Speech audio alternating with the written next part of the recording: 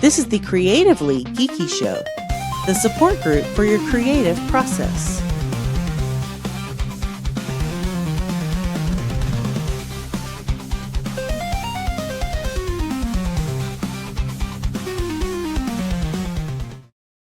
Hello and welcome to the Creatively Geeky Show. Y'all okay over there?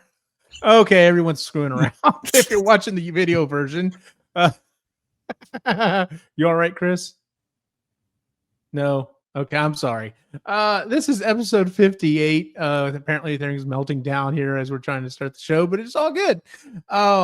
Tonight we are. Well, first off, I'm joined by the usual crew: Cyrus, Ray, and Chris. How are y'all doing? Well, she's not choking anywhere, so we're good. I choked on some water. Oh, that's not good. I'm sorry, dear. It was water. She choked on water.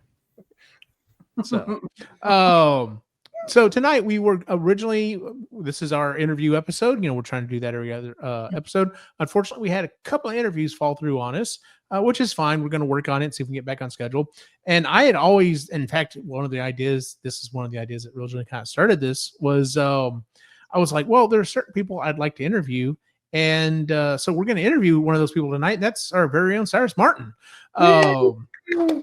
Cyrus is like done fucking everything. Let's see. You've made a movie. You've made a video game. You've written a book. Voice acting. What? Voice acting. Voice acting. But the thing I wanted to focus on tonight, because unless I go after someone like very, very specific, you've done something that no one I know has ever done. I know people who've written comic books and got them published. I know people who, you know, have written songs, do their own music. Like I know people in lots of different things. But you are the only person I know of who has ever written a magazine. And so I wanted to kind of focus on that tonight. So with that said, how did you decide to do a magazine, especially after the year 2015? I probably could roll back even further. I probably could even say 2010, 2005. What made you decide to do a magazine, especially considering that medium is still alive, but definitely on life support? Yeah, it's an unusual thing to try to do, for sure. And it's not easy to do by any stretch of the imagination. You don't and say. If I would have realized just how difficult it was going to be, I probably still would have done it, but I wouldn't have done it as quickly. I would have hesitated for a lot longer. What made me want to do it? Yeah. Okay. So that's a good question. I guess, I like to do, incredibly difficult things that, I probably don't know how to do. I like to just try to do stuff. Like, I've written a couple books. I've written, you know, various things, worked on various projects, done stuff. And it's pretty much just jumping in and trying it and see what happens, you know? Making a magazine is something that I've thought about. I mean, ever since I was a kid. Like, I'm going to tell you some embarrassing anecdotes about my OCD weirdness as a video game aficionado. When I was a kid, I used to subscribe to multiple gaming magazines, Electronic Gaming Monthly, Video Games Computer Entertainment, Game Pro. I had Nintendo Power. There was a few other ones. Mm-hmm. What I would do with these magazines is I would cut them up. I would cut pictures and things out of the magazines and put them into spiral notebooks that were designated for different video game consoles.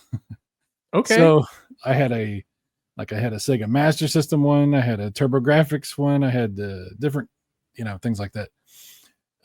So I was always kind of fascinated with the idea of making a magazine, and especially with the idea of bringing back my nostalgic attachment to some of those old school things that you would find in old video game magazines, like the ads, the ads that they used to run, but also like cheat codes that you would find in magazines and editorials about, opinions about different things, controversies, that were in the industry or whatever.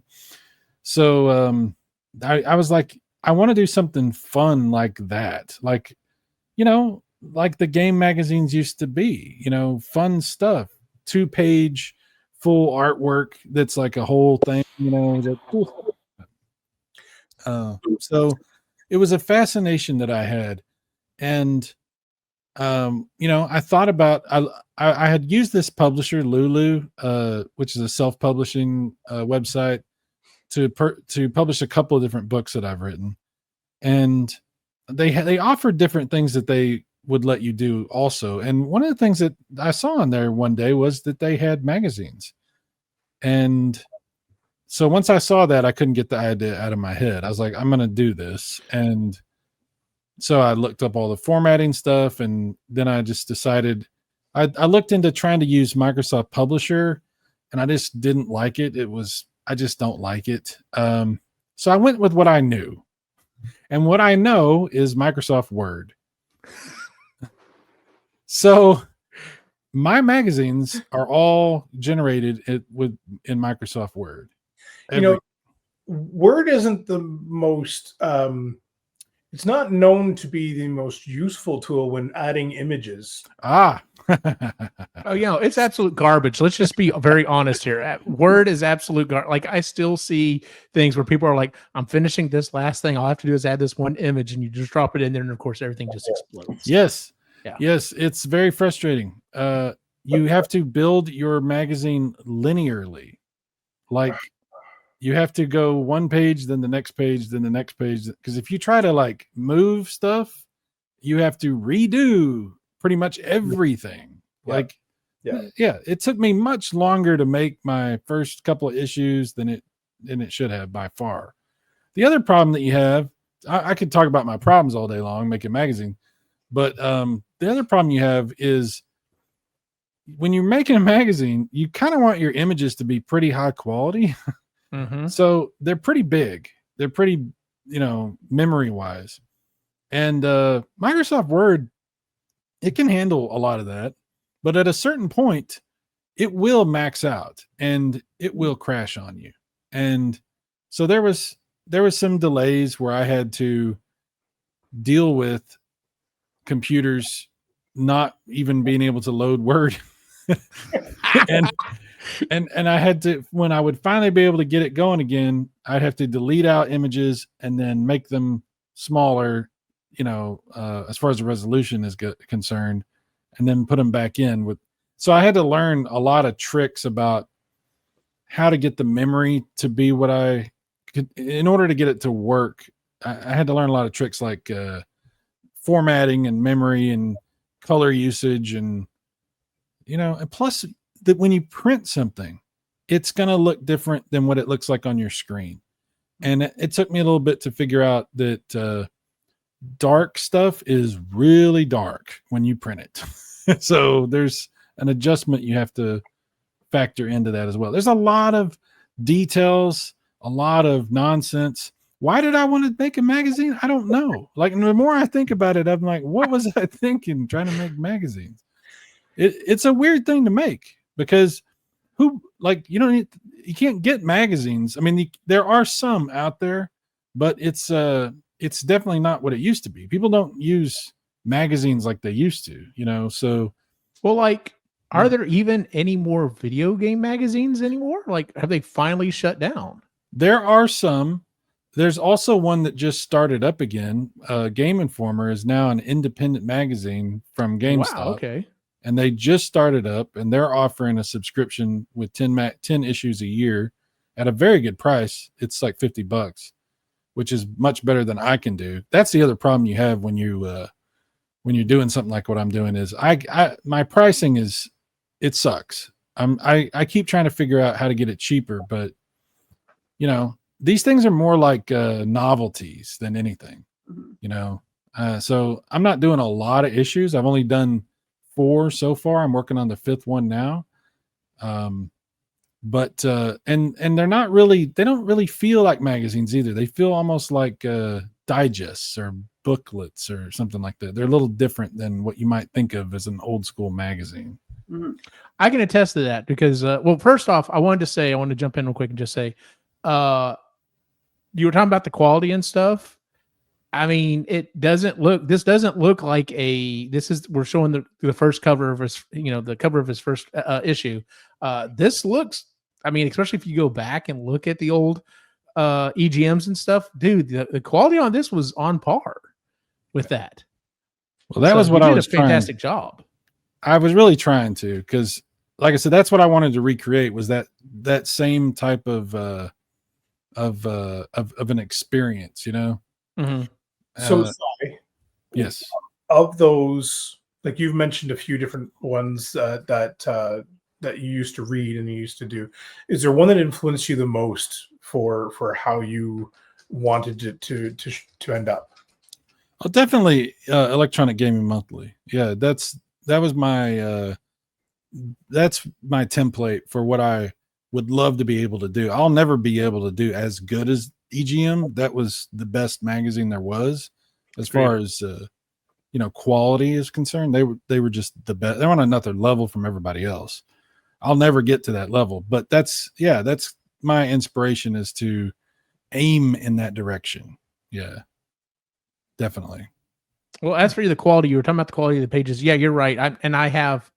I have an issue 1, which the next time I see you, I still need you to I still want to get you to sign it. Yeah. But yeah, like flipping through it, the paper and stuff is super high quality. Like it is worlds above what a normal magazine would be. So I understand why the cost is up there a little bit. But I mean, it looks fantastic. The colors and stuff.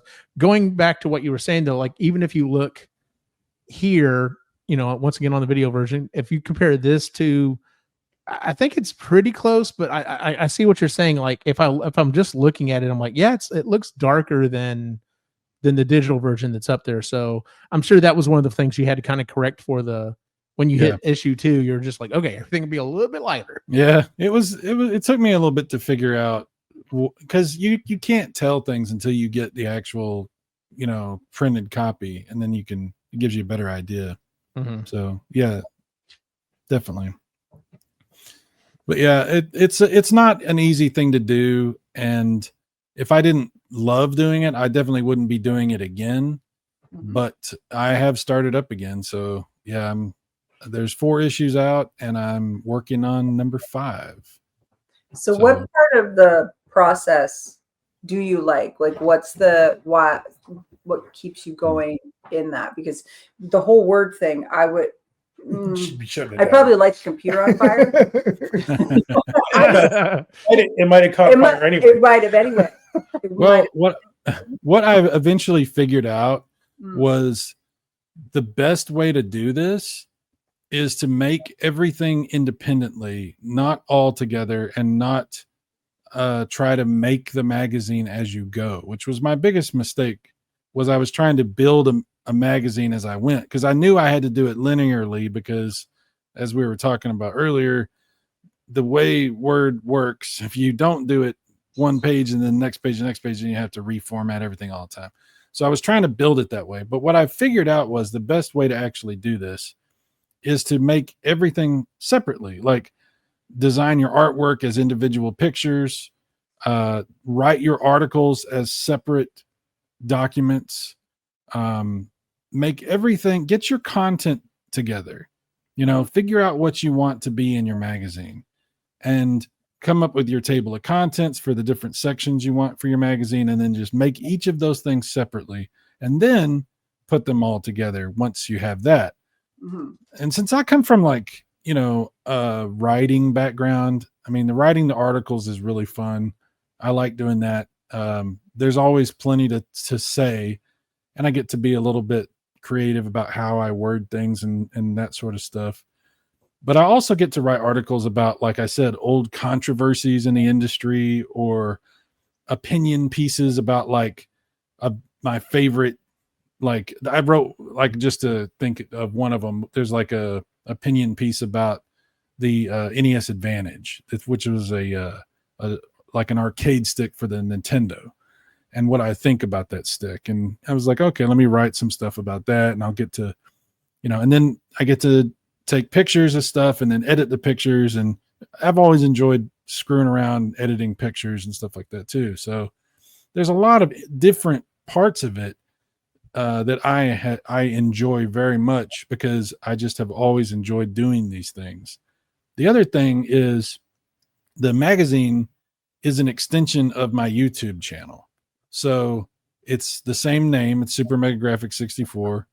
And I use the content that's in the magazine on the channel, and I use the content from the channel in the magazine. So they feed into each other. Mhm. So it's very personally gratifying because of that, because I get to get something, I get feedback from people, I get opinions from people, I get a sense of accomplishment as I go. So it's easy to keep myself motivated once I get rolling on it, because I'm getting something as I'm doing it. So Mhm. there's a lot of reasons why I'm enjoying it, for, in a lot of different ways. But I'm not gonna lie, it's a lot of work. That It's a lot sounds of like work. I can imagine. what's with it? Just as somebody who I don't play video games, and I was in and out by the time I was 11. What's a Super 64? What is the meaning behind that? Well, my website's called Super Mega Grafx 64, and Mhm. the reason is Super for Super Nintendo, Okay. Mega, which is for the Mega Drive or the Sega Genesis, Oh, okay. Graphics, Turbo Graphics, 64, Nintendo 64. And Okay. then there's also a bar down here, which is the Atari bar. So it's like a conglomeration Oh, nice. of I things. like that. Oh, that's cool. Okay. That's an So- interesting thing that you've done. Oh, sorry, Ray. I didn't mean to step on you. Oh, that's it. I didn't think about that. I didn't think about the fact that you're using the content from the magazine for your YouTube and vice versa. That would actually be a really good idea if someone did decide to bring back, like, I understand bringing back the magazine. Of course, you want to sell the magazine itself. But you would think that would be a good thing to do if they are doing that, to have on their YouTube channel. Of course, maybe spread it out over time, but if they Mhm. basically did the same thing like you're doing, that would make a lot of sense to get back and forth. And Well, I got to tell you, there's more, if you don't mind me talking a little bit more about the channel thing. So, not too long ago, I brought my memberships back on my YouTube channel. And as part of my memberships, I always wanted to try to figure out a good way to provide value to people that are willing to pay 99 cents a month to have a membership. So Mhm. I came up with this idea of creating what I call the Super Mega Vault, the Super Mega Vault for members. And it's basically my Google Drive account. I set up a whole bunch of folders under one thing, under this vault. And it's got like all the photographs that I edit of the different consoles and cartridges and games and stuff. It's got the digital issues of my magazine in there. It's got music from the game that I worked on and the movie that I made that I have rights to, and then some AI music that I worked on, cheat codes for games, just a bunch of different stuff in this vault. And so as I'm continuing to generate content for the channel or for the magazine, whether I'm writing articles or I'm making new digital issues of the magazine, they all go in this vault, and that's completely accessible to anybody that has a membership. So that's another way for me to provide a benefit to people, to have extra content available to people, and to tie these things all together. But also it creates a centralized library for myself. So when I need a picture of something, I know where I can just go get it from my vault. And it's very useful to me in a lot of different ways. Because like I said, I'm pulling from that and putting into that for the magazine, for the channel, for my personal use, it just feeds into itself. I think if we can figure out ways to do that sort of thing, then we can really help ourselves and help anybody that's trying to participate in what we're doing in ways that a lot of people don't seem to think about doing, you know.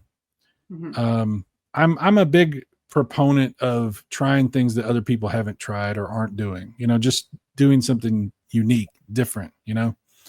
And so when I come up with these ideas, doing a magazine, I come up with, oh, I'm going to have a vault like this, you know, I'm going to do these things. I'm like, I don't know anybody else that's doing this. So let's see if it works. Let's see how it goes. Right. Let's have fun. My main goal in all of this has never been getting rich or making money or building a huge audience or anything. I mean, there's been some of that kind of stuff that has sort of started to come together, you know, audience, and made a little bit of money, not much, but a little bit. But having fun and hanging out with people and sharing something in a way that, you just don't really find anywhere else. That's what I want to do. So that's why I'm still doing YouTube. That's why I'm still trying to make a magazine. That's why I'm still doing all this stuff. Because, you know, there's been times when I really was having a hard time finding motivation. You know, I was like, why am I doing this? There's 50 billion other YouTube channels, you know? And so this is the way I've found to keep myself engaged and doing something that I want to do. That's also, like I said, creating something that isn't just a carbon copy of everything else that you've already seen. So that's basically the crux of what's going on with all this stuff.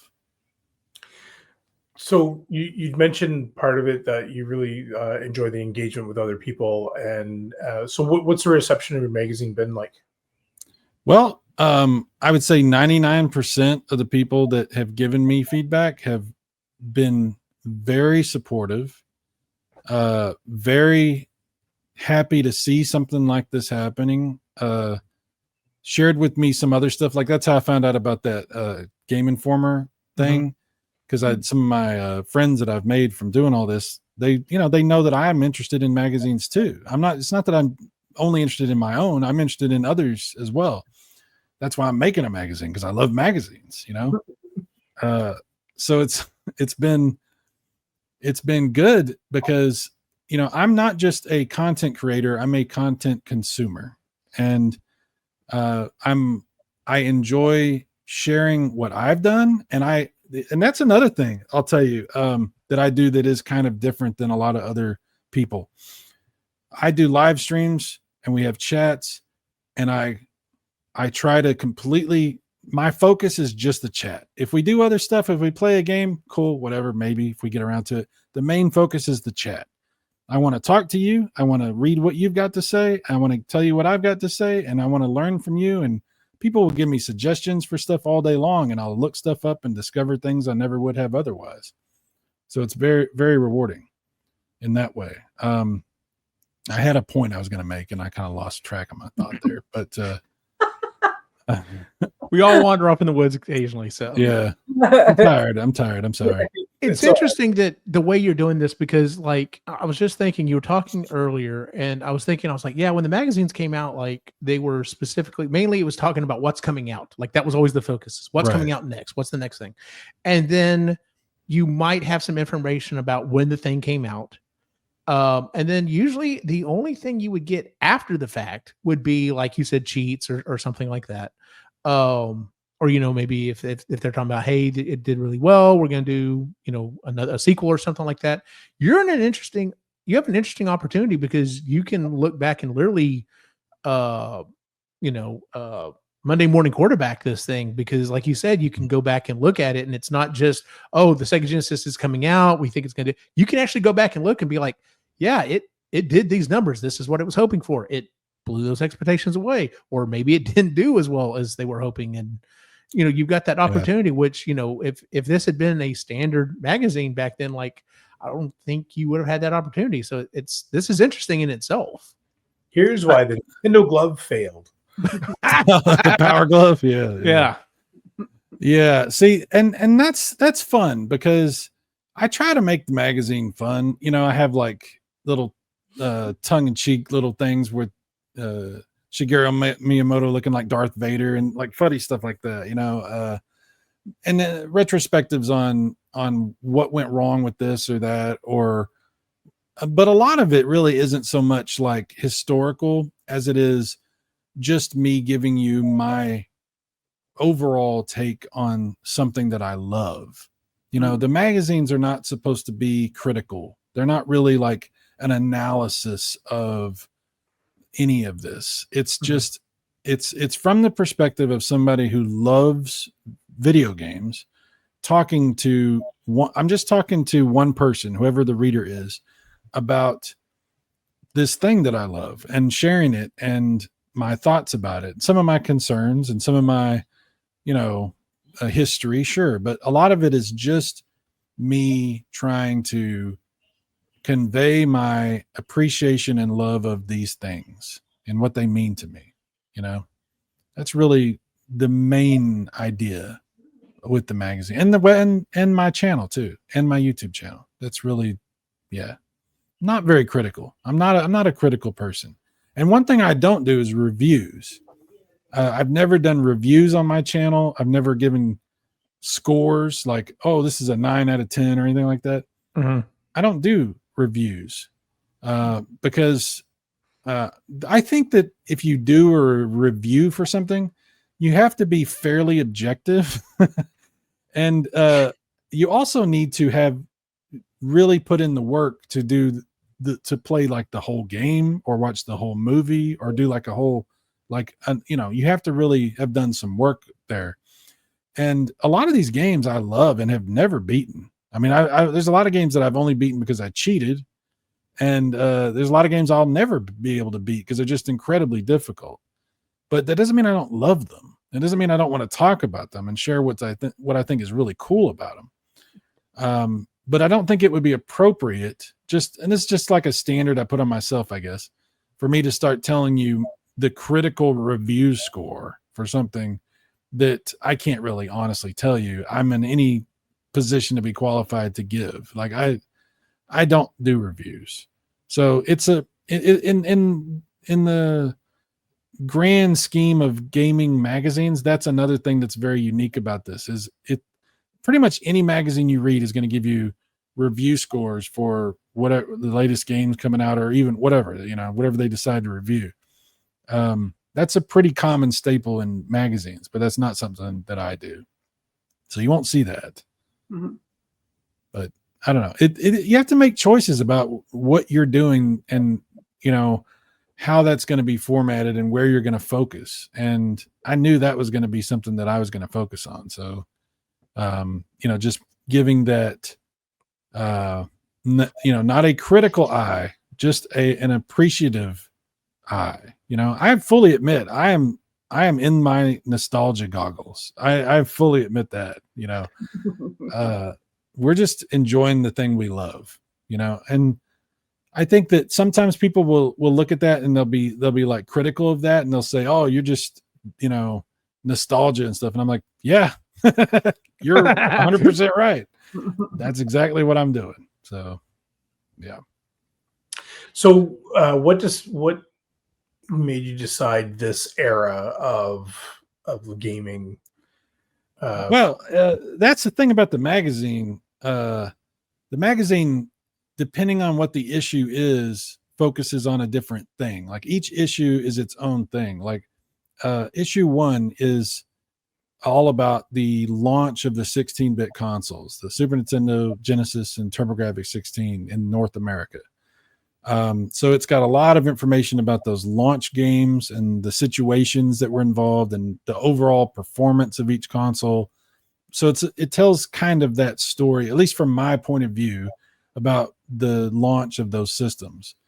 But like the second issue is a celebration of Sega stuff. So it's lot of generations of systems. It's not tied down to anything. It's 32-bit, 16-bit, 8-bit, everything. Like, I love Sega stuff.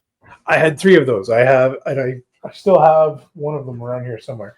I had the Game Gear. Oh yeah.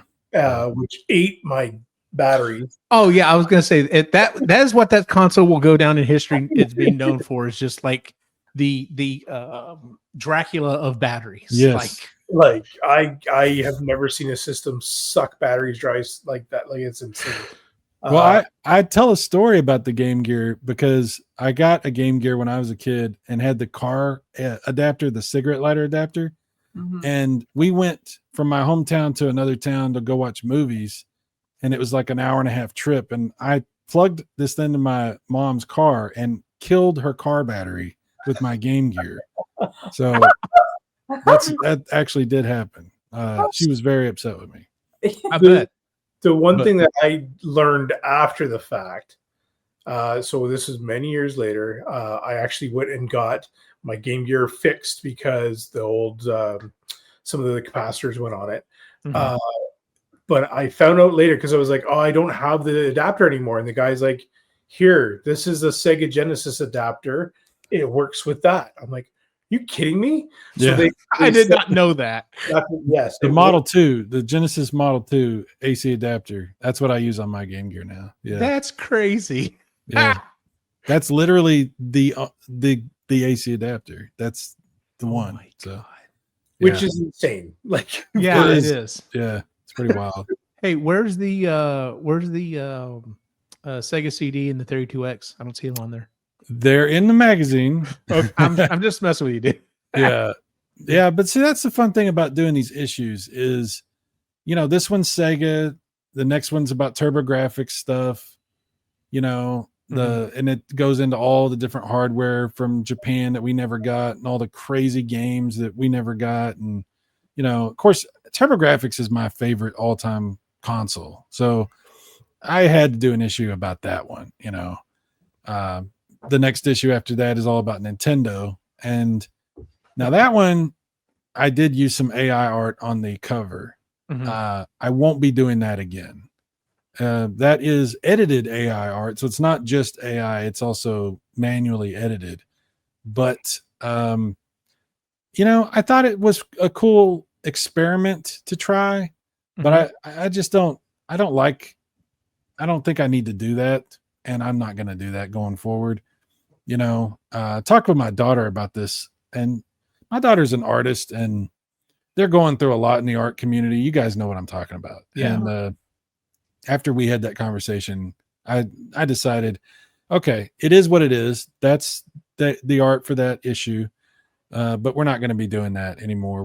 We'll just do everything. I would rather do it myself anyway. I don't know really why I decided to do that for that. Like I said, it was an experiment. But that issue is all about Nintendo, and it's quite a bit of stuff covering the history, a little bit, different consoles, a little bit about the future. It's got a lot of Nintendo stuff in it. And of course, everybody's talking about Nintendo lately, with the Nintendo Switch 2 out now. So it's, yeah, lots to talk about. The one that I'm working on now, issue number 5 is all about the Neo Geo, which, if you don't know what that is, it's not an easy thing to answer. Other than I will tell you, Neo Geo is a platform of arcade games that are stand-up arcade games and also home console games, but it's the same games, just slightly modified for the home hardware. And there's a lot of hardware. There's a lot of expensive hardware. Yeah. Well, it's getting into the detail of doing this issue, this Neo Geo issue, which I've thought about for a long time. There's so much that I didn't think about that I now have to dive into, and I have been learning about, having to do with the company SNK and all of the different variants of not only hardware but collections of their games, re-releases, modern like emulation things. Like there's so many mini consoles. You would be shocked at how many variants of Neo Geo hardware in some form or another that there actually are. And that's not even getting into the Neo Geo Pocket stuff, which is what that one little thing is you see on that magazine cover. It's a lot more than I realized. It's going to take me a while to get this issue done, but I am working on it now. So that's cool. Yeah. I'm not giving any kind of ETA either. I'm working on it. Darn. I just want to go back to the previous issue, the fourth one, because I remember having conversations with you about it. You hemmed and hawed about it, and we're not even sure. Like, I think you had almost completed it, and weren't sure you were going to put it out because you were afraid that Nintendo was going to come after you. Well, Nintendo at the time was making examples out of people, taking people to court and, striking people and doing all kinds of stuff. They're still doing that in different ways. So there was a time where I wasn't even using anything related to Nintendo on my channel because there was a concern. I mean, it was pretty weird for a while. This has been a couple years ago. But things calmed down with some of that stuff, and I decided to just go ahead and move forward with it and see what would happen. And Nintendo, thankfully, has never given a crap about that magazine. So awesome. There's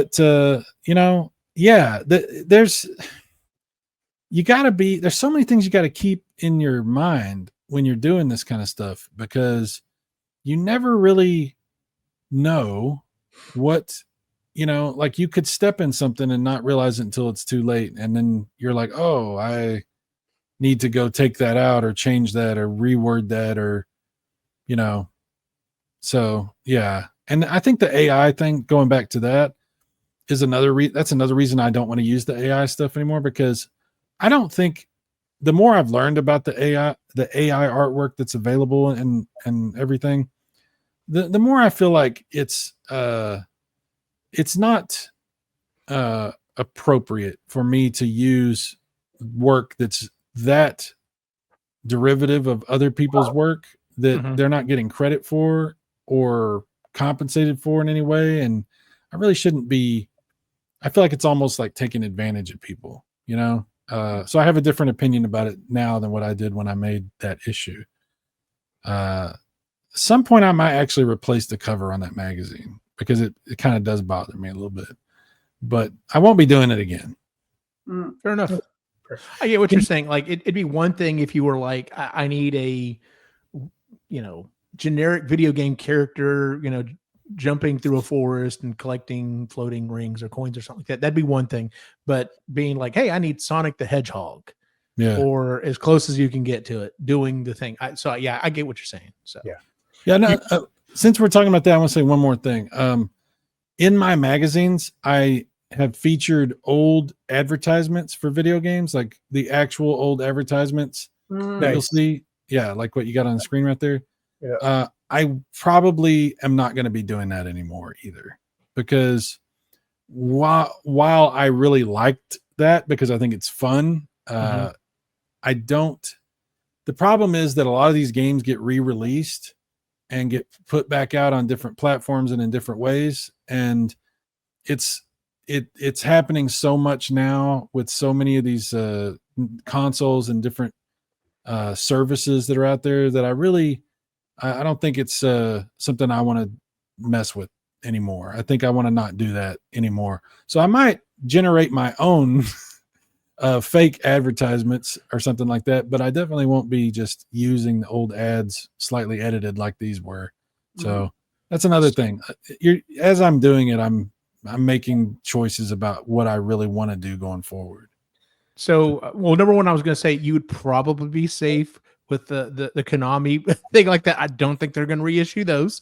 That being said, so do you think you would be creating your own ads for games or creating just ads for just like making it look like a retro ad, but for a game that never existed?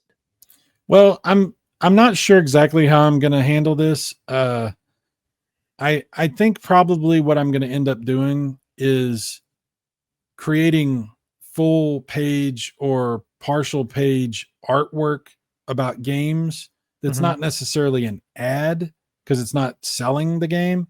It's Mhm. just celebrating the game, that look kind of like ads, Okay. but they're not ads. Yeah, I'm rethinking a lot of this stuff as far as what I want to do going forward. So I don't know if that answers what you're asking. No, it does. Yeah. Okay. Two things. One, would you take submissions? And then two, Eugene, can you go back to it was, I think, the third title, like Issue. the issue. Yeah, that one there. I'm really curious about your influence on this one as to like what got you to draw this one out, or like what was the creative process on this one? All right. First question, you said, would I take submissions? When I first started doing the magazine, I was taking submissions for cheat codes and for articles and things. And I didn't really get a lot of feedback because I was just starting the magazine. And so I didn't really include anything from anybody. Nobody really gave me much to include anyway. And then after that, I decided, based on my experiences with actually with voice acting, believe it or not, some of the problems that some of the people that I've done voice acting work for is dealing with a produced product that hangs around in perpetuity or for an extended period that a lot of people have contributed to, and trying to deal with how to handle the people involved and their contribution and what they think they should get in return and this sort of thing going forward. And it can be pretty complex. So you might have an agreement, but that agreement could be revisited when somebody feels differently later. And there's a lot of reasons why I decided I don't want to take any submissions from anybody. So I don't do that. It's just me making these. This cover right here. So Bonk is the pretty much universal mascot of the TurboGrafx stuff. That artwork that you see for Bonk is based on a piece of artwork that was actually produced in an ad for TurboGrafx stuff, but then I drew it myself. That's not like their art. I drew that myself. The background is also based on something, but that's from a VHS tape that TurboGrafx, the NEC and Hudson sent out to people as an promotional advertisement for the Turbo Duo. So that background you see is actually from that VHS tape. Nice. So yeah, so it's that I didn't draw. I took a still of that VHS tape and heavily edited it to make it a lot higher fidelity and resolution, for everything that I was using it for. Mm-hmm. But yeah, this is like ripped out of my memory of TurboGrafx and put on the cover there. Nice. Yeah. Well, talking about layout, I'm looking at this one, these pages, and I'm just like, oh yeah, I see how you did this in Word and how I would have been like tearing my hair out. So yeah. I've learned a lot as I've gone, and yeah, it can be complicated and it can be frustrating, and in ways that you don't expect. But I'm still using Word. Okay, so you say that. So here's the funny thing: every so often in a blue moon, I will have a teacher come to me and are like, "Can I get a copy of Microsoft Publisher installed on my laptop?" I'm like, "No, we don't license it because no one uses it."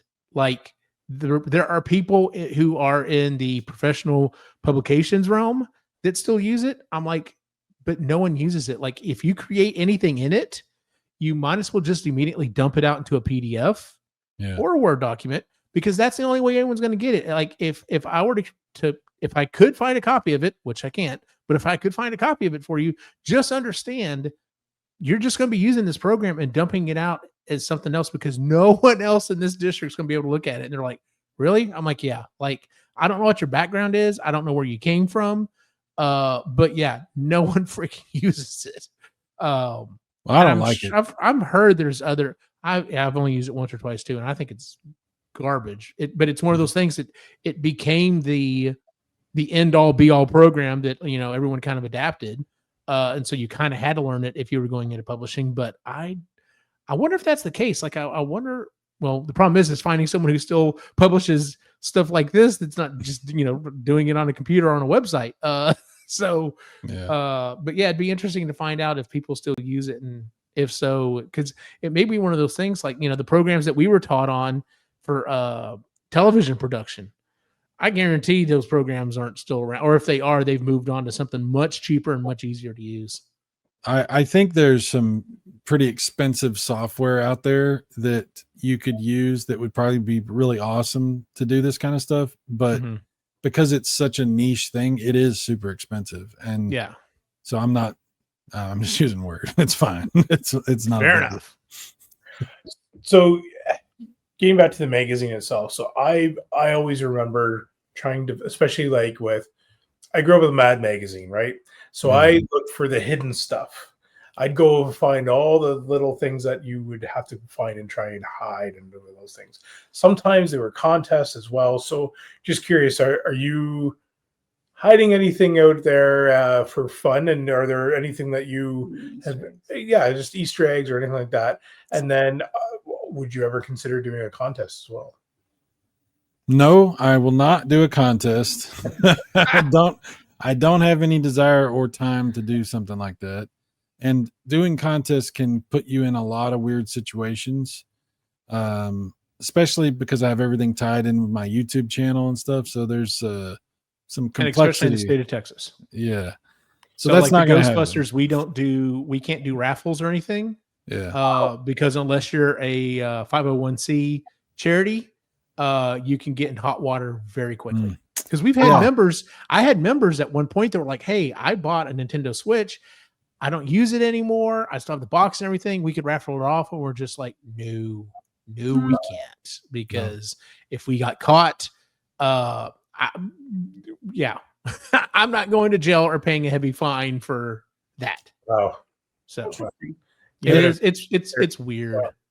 As far as hidden stuff goes, I haven't really explored that. But now that you've said that, I think that's a good idea. And I should think about working something. The problem is there's a lot of stuff, and I'm making it all myself. So it's, you know, I fully admit that these magazines could probably be a lot better if I spent a lot more time. Like, once I get to a point where I'm like, this is good, then I just put it out. If I was to like stop doing that and spend another 3 months just tinkering and adding stuff, we could do some cool stuff like that. But I'm not really good at waiting when I think I have something that's done. So, but that's something to think about, like some little hidden fun stuff. I will consider this, Ray. I will consider this. That's what I'm here for. I keep throwing shit against the wall until something sticks. Yeah. Well, it's amazing when you're the only one that does something. There's a lot of angles to it that you never think about because you're so busy trying to put out fires and solve problems and fix this and that and make this work. And, you know, there's a lot, like having somebody else give you some feedback or input can make a world of difference. So I appreciate that very much. Yeah, it's all good, man. I like the one that sticks out in my head, and you don't have to do this one by any means, but the one that sticks out in my head is the folding in half. Where you line it up and it's like, oh, cool, and it tells the question and the answer is there. And I'm not doing that. Don't worry about that. But for you, what I thought was interesting is the hidden message in the text of where maybe certain colors of text will spell out something else or that kind of thing. So those are always some fun things. We could figure something out. There's some possibilities. Yeah, just kind of thinking up. Yeah, Or like the first letter going down the line is Yes, supposed to be, I was thinking as well. Yeah. So Fuck you, Eugene. It was- yeah, exactly. Oh, see, now you got him hooked. There's a I used to listen to a podcast, and oh God, what is his name? Not Dvorak. I can't remember his name. Anyway, he was a writer for Mad Magazine forever. And Dick DiBartolo, that's who it was. Anyway, he was on this podcast, and he was always talking about gadgets because apparently that's his kind of other big love is gadgets. And he specifically said, he's like, yeah, he said the fold in from Mad Magazine was a direct thing because of the Playboy fold out, because they're like, well, they fold out. What could we do? They're like, fold in. So, which apparently that was the bane of his existence for a long time, because he's just oh God, how do I do this now? What can I do now that's going to fold in? And he's like, because it's one thing to create something that looks interesting, and then to have it do a second thing, he's like, is just It's But he bonkers. did. It's bonkers. It's crazy. But John, calm down. yeah. I always enjoyed Mad Magazine, and Cracked was the other one that I got into when I was a kid. So Nice. I'm looking through our questions, and I think we've just kind of wandered through all of them as we've gone through. Is there anything about the process? I know you said you've kind of grown as you've been doing this. Cat wants in. Anyway, as you've been doing this, is there anything that was like, just like world shattering? You just like were like, I never thought about that until I started getting into this process. Well, the amount of research that I've had to do has been pretty overwhelming, especially with the Neo Geo one that I'm doing now. Because there's a lot of stuff you just don't know until, like, I kind of felt like this is why this is one of the reasons that I waited to do the Neo Geo magazine, because I kind of felt like I was going to be in over my head. And when I finally decided to do it, I started to dig in, and I was like, oh yeah, this is a lot. And I need to know a little bit about this before I'm going to start talking about it. Because I know a lot about Neo Geo because I love the platform. That's why I wanted to make the magazine. But I don't nearly as much as I thought I knew. Really? And there's some aspects to it that I'm not going to talk about. Like, to give you an example, there's a whole political aspect to Neo Geo and SNK because of the ownership of the company. Saudi Arabia has like a ownership stake in the company, and I didn't know that. yeah, see, that's what I'm saying. There's elements to the whole thing that I'm not going to get into in the magazine that have nothing to do with what I want to talk about, but are still elements that I need to be aware of, because I could be having an opinion and talking about something and not even realize what I'm saying based on certain things that exist. You know what I'm trying to say? So yeah, it could be complicated in ways you don't expect. I'm just trying to have fun, write a magazine about video games. And I could put my foot in my mouth and have a whole bunch of people get really pissed off at me because I say something that's not understanding, some major world situation that affects people, So not that I'm too concerned with I'm not. Okay. I'm not going to be talking about the politics, but I just don't want to be an idiot. So I have to learn a lot of stuff that I didn't think I would care about. It's interesting. Now that you've said that, like I'm thinking about the games that are on the Neo Geo, and I'm like Samurai Showdown is a big thing. But I'm mainly thinking about like Metal Gear or Metal Slug, and I'm just like, and they're owned by a company in Saudi Arabia. They didn't always have that ownership stake. Okay, so fair enough. It's not something that's existed from the 90s or something like that, but it is something that exists. At least it has existed in the recent past. Okay. I'm not even sure how deep that goes right now, but because like I said, it's not something that it's not going to be in the magazine, but it's something it's just an example of stuff that happens that you don't really think about. When I did the Sega magazine, I had to learn a lot about Sega and what they've become and who owns Sega and how they own Sega and there's a lot of stuff I didn't realize about that too, you know. So the history of Sega is very fascinating, you know. It's not even a Japanese company, you know. It actually started in the United States, which is very fascinating. Service and games? Yes. Yeah. Service games. Yes. Service games, yes. Okay. So one last question for me. If it wasn't retro games and you had to do another magazine, Mm-hmm. what would it be? If it wasn't going to be about retro games and I was going to do a magazine, Like no gaming. If it wasn't going to be gaming, if it wasn't going to be, but you still had to do a magazine. oh, it would be about movies, probably. Yeah, it would be about a magazine about probably horror movies or I don't know, science fiction, maybe something like that. Which thankfully I'm not doing because my good friend Max, who has a channel, Mad Max Movies and Entertainment, that's pretty much what he focuses on. He does video game stuff too, but he does panels and live streams and videos about movie stuff. And that is a fandom that I don't want to go near with a 10-foot pole. They are, And you're brutal. saying that coming from the video game? yeah, fandom? they are, yeah, Wow. they're brutal. They're very, yeah, Passion. opinionated and passionate. Yes, passionate. Yeah, we have problems in the gaming space. Don't get me wrong, but the problems we have is there's a few weird people. Like in the movie space, there's a lot of varying degrees of different takes on things and very strong in their assertion of their opinion. Mm-hmm. Fair enough. Not like gaming. It's not like that. So that would probably be it. But I would, it would be hard to figure out how to navigate that water. Yeah. Because I used to love those too. I used to love getting Fangora magazine. And there was like I don't remember what the names of them were, but there was some movie magazines that I used to get, and I would get the news about what was going on with the new Batman and stuff, you know. And half that stuff was just a bunch of speculation, which at the time I didn't know. I thought it was like, oh, this is what's happening in Hollywood. Yeah. And then you find out later a lot of those stories were just BS. They were just telling a story, you know. I don't know. Yep.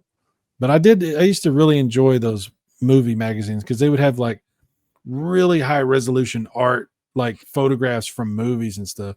I remember I had one that had Jack Nicholson on the cover when he did Wolf, and there was a big spread in the magazine that was like full page prints of the movie, you know. Mhm. And that was so cool. That was just to see it that high fidelity, because we didn't have no HD TV or nothing back then. So seeing that was just really cool back in the day. So that would be fun. Oh yeah, if you talk to older prop makers, they're like that was the way, because all you can do is go to the movie theater and try to envision it as best you could, because by the time it came on VHS, they're like, yes, you could pause it, but it's going to be slightly jittering. You might have a static line or something like that, and it's like it's not great. And if you're lucky enough that they happen to put that in, like you said, one of those magazines, then it's like, sweet, I at least have an idea of this thing. So absolutely. But, okay, so I was going to ask. So you're working on number 5. Any thoughts about where you would go next? Not yet. I'm not. There's there's so many possibilities. Oh yeah, handhelds. Yeah. I'm not committing to anything else yet. I will do another issue. I'm gonna keep doing it. Cool. But I don't know what that's gonna be yet. And depending on how long this takes could affect that decision, because you know they keep bringing out new stuff all the time, and my thoughts could be in a whole different direction that I'm not even thinking about right now. So I don't know, but there will be more. Nice. Not to make any not to influence you at all. I find it fascinating, the stories of the different developments, like the different game developers, and like Ubisoft and who does Diablo. Anyway, just those the stories behind those companies are fascinating. So, well, if I was to do that, I would probably focus on id Software because they are based out of Mesquite, which is not far from where I live. oh, cool. And they have QuakeCon here every August, and there's a lot of potential ways that I could get some access to people at that company. That's really cool. Yeah, but I'm not saying I'm doing that. So no. Not at all. Ray, stop giving him ideas like going to the video game museum that's not too far from him. And I've been there twice. There. It's awesome. I want to go so bad. Like you gotta come up, dude. I know I need to. So yeah, because I want to take the boys. I think they would love it. Dude, they have an arcade there. They could play the games there. There's so many things to see. It takes forever just to walk through the place because there's so many things. Like, it's crazy. If only there was a magazine I could read about it. I actually know the guy that runs the thing. I'm invited to this Atari computer convention thing that he does like once every few months or I don't know how often. I've never been to it. I keep getting the invitations and the minutes, the meeting minutes from their thing and all this stuff. Mm-hmm. And I love the Atari 8-bit computers. So I don't know why I don't go. I just haven't ever gone. But I've met him a couple of times. He's a really cool dude. I have potential for a lot of stuff that I just don't have the time or the brain power to be able to handle. So yeah, there's a lot of possibilities. Absolutely. Cool. Fair enough. Well, I guess let's move on into talking about the social media stuff. So, and no, we'll not go back and redo the version where I'm doing that with stars. Come on, man. So anyway, well, let's just again roll on into it. As always, you can check out epicallygeeky.com where you can find all the shows that we do, including this one and the Epically Geeky Show, the Marginally Geeky Show, and Sustainably Geeky Show. Let's see here. We're going to start with you, Cyrus. Where can people find the magazine, your YouTube channel? This could be anywhere. I don't have any idea where that could possibly be. Super Mega Grafx 64. If you go to that, if you just do a search for that, you'll find what I'm doing. It's on YouTube. There's links on the top of my YouTube channel to find my magazines, to find shirts that I make now. I'm making my own shirts. By the way, funny story real quick. I did try to make an Atari Jaguar shirt because I love the Atari Jaguar. And I got DMCA striked from Atari. Really? Yeah, because I used their logo like an idiot. I don't know why I thought I would get away with that. They make their own shirts. Who would think they would care? But they definitely cared. Wait. They still make Jaguar shirts? Oh, Atari is back, baby. Dude, they make all kinds of new stuff. They make new cartridges. They make new consoles. I have the Atari 7800 Plus right over here. They make all kinds of new stuff. They make new games for new systems too. Like Atari's making all kinds. They have made more money this year than they've made in the past 30 years. They've actually done really well. Yeah. 2 years in a row, very, very good numbers. Atari's back for real. Cool. So I deserved that strike 100%. But yeah, Super Mega Grafx 64, you can find all my stuff. It's not, and you just got to know how to spell everything. That's the only problem. And not get it, not Super Grafx Mega 6. You got to get it in the right order too, kids. So yes, that's correct. Yeah. Chris, where can we find you online? Instagram at Moody Midlife, and my new Substack, which is free. It's little little newsletter that'll take you, according to Substack, 3 to 5 minutes to read. And an extra minute if you read it out loud. Tell you that too. And that is chrisaandrew.substack.com. It's not very fancy because I didn't realize I had a choice. So it just did that for me. Fair enough. And it's very light. There's nothing heavy in it. It's just little quirky things that come to my brain, and I write them out. And I'll have links for both. There's links in the show notes for everything. So, Ray, what about you? You can find me at the Reluctant Yeti on Instagram. That's where I post most of the time. Yeah, I have Blue Sky as well. I just haven't really posted there. So before I give out my stuff, I'm going to have to edit it again. I've had to edit where I say you can find my wacky adventures over time because it's fluctuated. There's been more stuff. There's been less stuff. I got a notice from Facebook the other day saying, hey, so starting next month or something like that, if you want to be a public profile and have people actually, see your stuff, you have to switch over to a business account. If you don't want people to see your stuff, you're going to remain a private account. So yeah, I'm not going to move over my personal account to a business account. So with that being said, if you want to follow my individual wacky adventure online, you can find me at Optimus Gene here and on Instagram, because apparently you won't be able to find me anywhere else, which, you know what? I'm fine with it. It's all good. So you should be following here anyway. So for everyone on the site, have a good night.